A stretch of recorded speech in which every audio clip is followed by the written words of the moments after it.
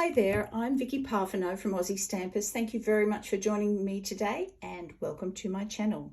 Today I'm going to do a flip through of my gel printed art journal that I created using Tisha Moore's amazing 16-page art journal tutorial, and I'll put a link to that at the end of the video so you can see how she makes it. But basically it's made from one sheet of Parfenow Artistico paper.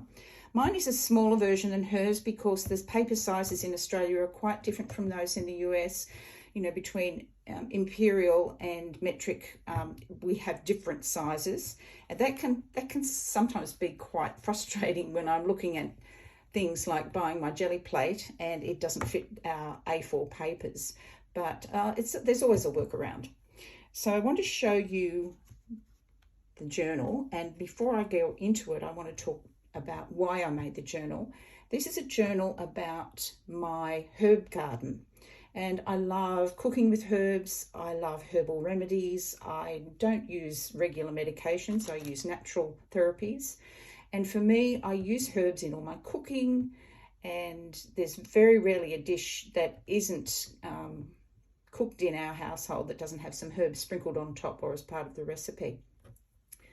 And I've made it like a reference book for the herbs that I have growing in my veggie pod down in the back garden. So I'm going to open it up. You can see the second print that's attached to this page. Basically the book is 3 strips of paper that are then bound together. So my large sheet was cut down into 3 strips. You can see that that's how those front and back pages are. The start of it, I have written a whole lot of information that's for my own benefit about the use of herbs and their use in the kitchen and as herbal remedies. And I have placed prints of the herbs on each of the pages. Now these prints were created using the gel press 4-inch round gel plate. That's how it looks there, and you can see that's the same size. I used a larger piece of paper and then I cut the circle down so it would have a nice clean finish on it. I also endeavoured to make the prints of the actual herbs themselves, and this was a piece of parsley that I printed on the gel plate, and I put some extra marks in there as well and used some layering with it. I used acrylic paint and I did not wet the paper first. The prints are done on a smooth cardstock, and the journal is made with that very rough Parfenow Artistico paper. Now this is the Oregano and how that turned out, and I have written the botanical names underneath and a little bit about their herbal properties. Marjoram here, and you can see I've put some extra stenciling at the back of these just to give them some interest, and so they wouldn't just be one-dimensional prints. I've chosen colours that would really pop against the background because the background's quite busy and I wanted a bright, colourful, clear look on the top. So this is rosemary, and you can see how that's printed out. This is a sprig of rocket. I think this looks fabulous. It's come out really well against a very clear background there. This is parsley. I put 2 versions of parsley. I have curly leaf parsley and flat leaf parsley, and I'll use both of them quite a bit. This here is a pretty print. This is sage, and if you look closely at the background, you might be able to know what that is. This is our dear friend, bubble wrap. It's a real crowd pleaser with gel printing. It's cheap, cheerful, but it gives a really fabulous result. This is now a little bit that I wrote in about herbalism, and it's an inspirational little quote. Herbalism is based on relationship between plants and human, plant and planet, human and planet. Using herbs in the healing process means taking part in an ecological cycle. And that quote is by Wendell Berry. I really thought that it was appropriate for the way I use herbs in my own life. Here's some tarragon, and I've written some information there. It's very hard to see on camera. I can read that because I'm up close to it and I know what I've written. But that grungy look didn't bother me. It was something that I was really going for anyway. This is mint. That's come out really well. And sorrel, which is a very arty looking little print, that was achieved with a stencil and placing the sorrel leaf over the top of that. So that's the flick through of the album, and you can see the back cover is very bright. So when I was putting this together, I made sure that was on the outside. I thought that was just too bossy a colour to deal with those lovely prints. I didn't want anything to fight with the focal points. And I'm going to talk a little bit about how I actually did the printing on this journal. So the materials that I used, obviously you will need a gel plate. So I used, as I said before, the 4-inch round or 10.16 centimetre circle to create the prints for my actual herb pieces, my botanical artefacts.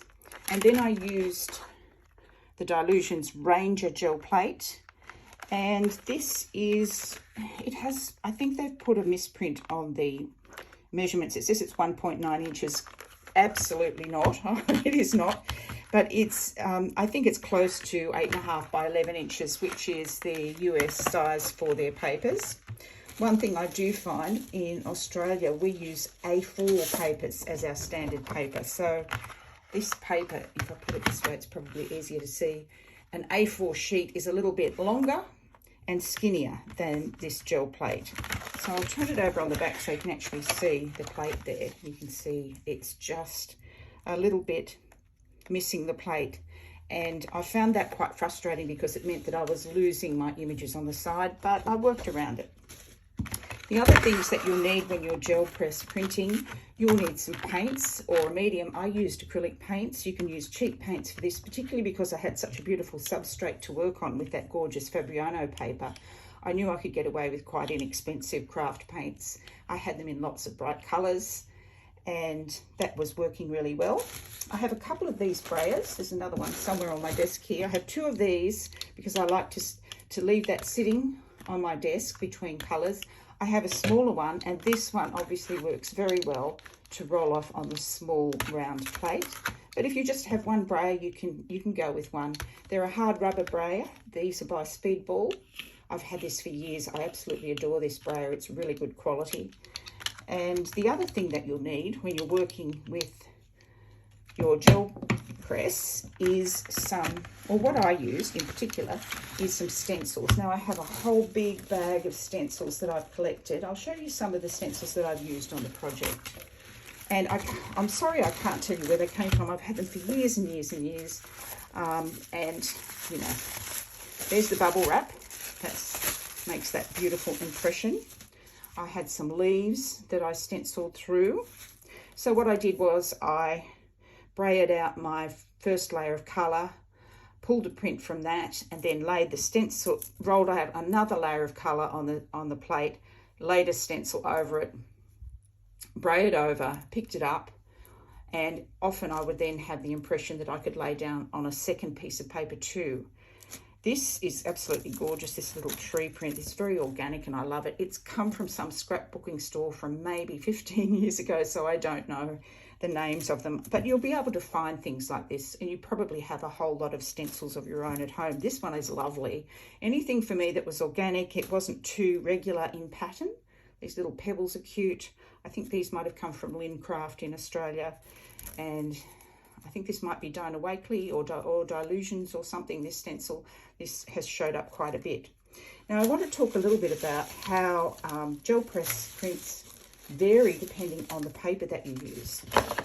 I have some very smooth cardstock, and with these gel prints I used Distress Oxide inks, and it gave such a really creamy texture. I was looking for something very different from this in my art journal, which is why I went with a very grungy look, but you can see some of those stencils that have been used here and how that works, just with layering 2 colours, starting off with our top colour, which is what lays under there, is the various colours of green. You can see how those stencils work, and this is the reverse of the stenciling. That's that sort of brick paving pattern. This is what they look like with Distress Oxide inks and very smooth cardstock. Whereas the art journal, I used very heavy, toothy cardstock, or very heavy toothy watercolour paper, excuse me, and acrylic paints, and got very different results. But this is more the smooth effect that you will get with the stenciling on smooth paper.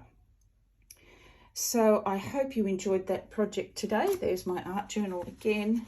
I look forward to seeing you again next time, and that's all for today. Thank you. Bye.